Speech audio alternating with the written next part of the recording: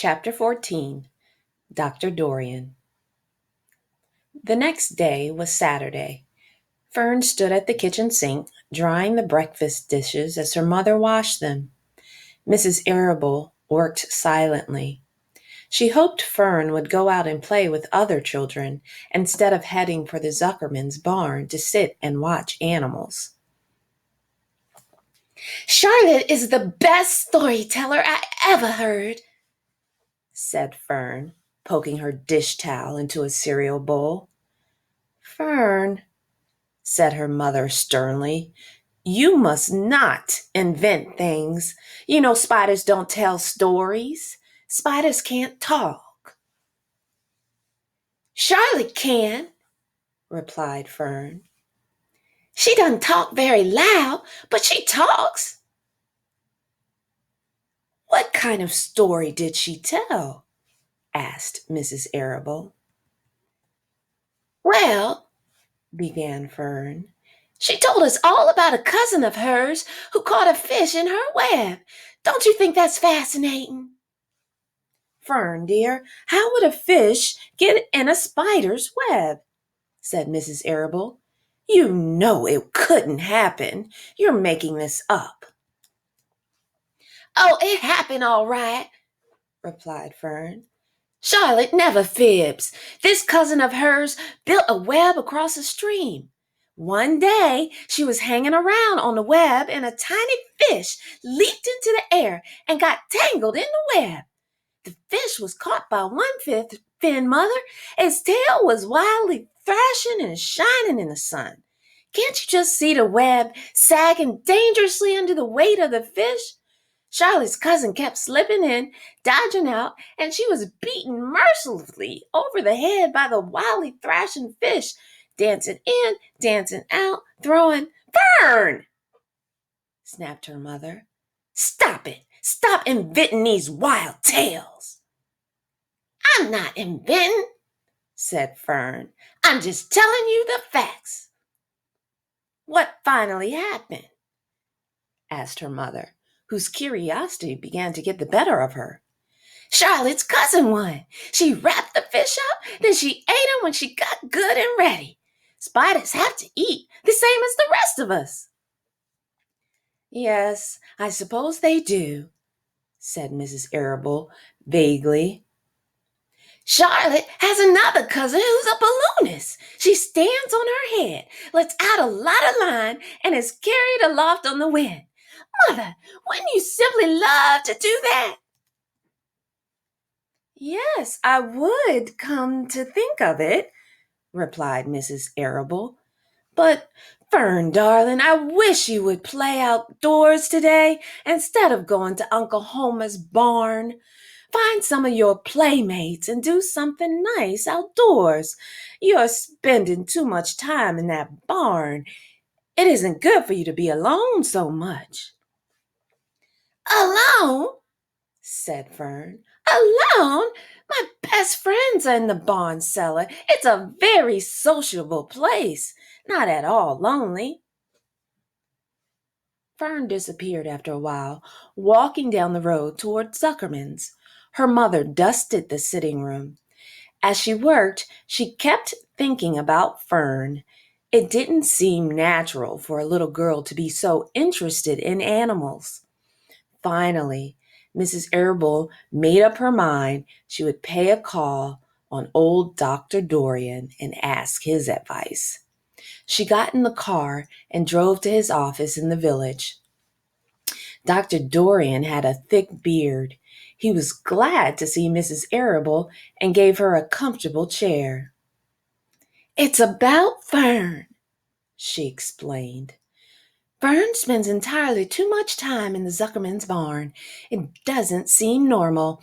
She sits on a milk stool in a corner of the barn cellar near the pig pen and watches animals hour after hour. She just sits and listens." Dr. Dorian leaned back and closed his eyes.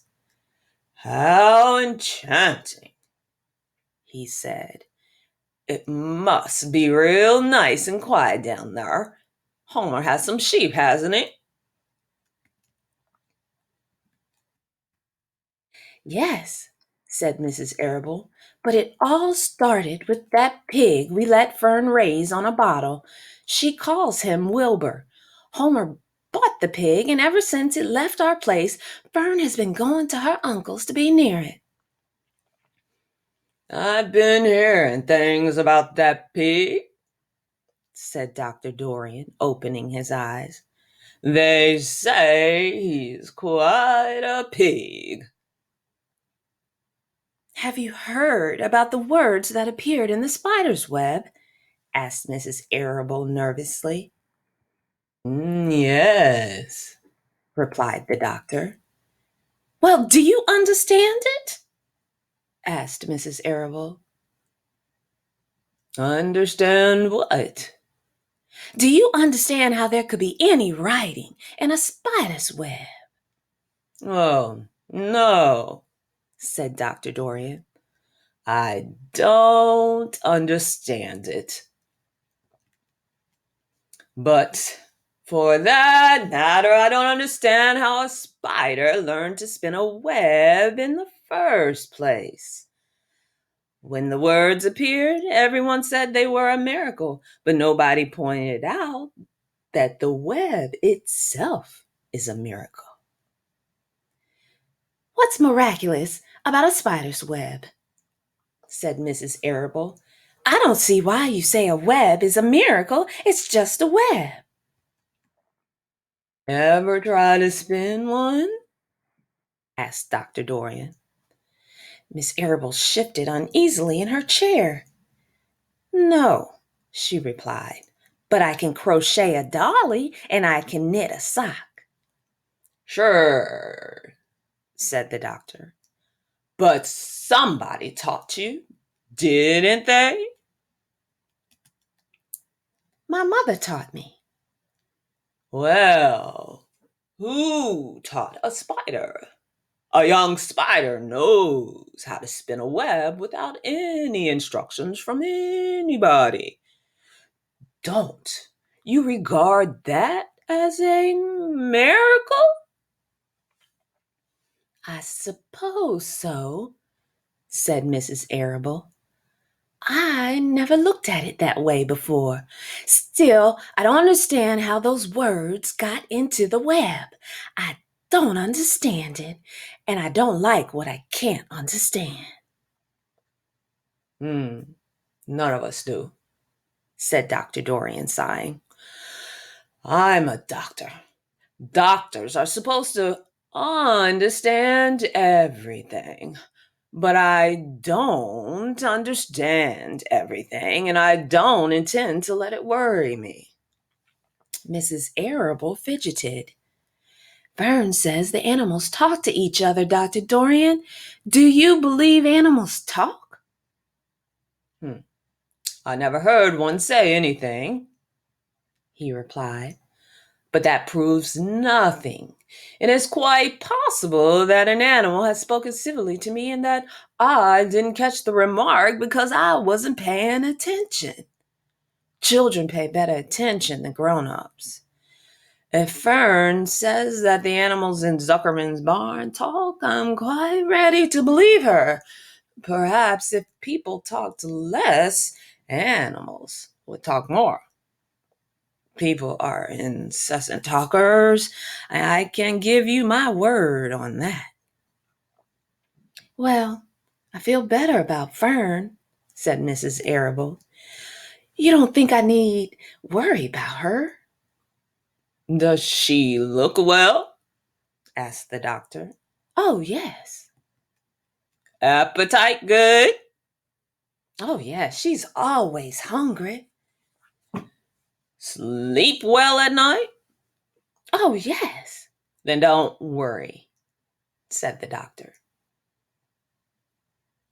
Do you think she'll ever start thinking about something besides pigs and sheep and geese and spiders? How old is Fern? She's 8. Well, said Dr. Dorian, I think she will always love animals, but I doubt that she spends her entire life in Homer Zuckerman's barn cellar. How about boys? Does she know any boys? She knows Henry Fussy, said Mrs. Arable brightly. Dr. Dorian closed his eyes again and went into deep thought. Henry Fussy, he mumbled.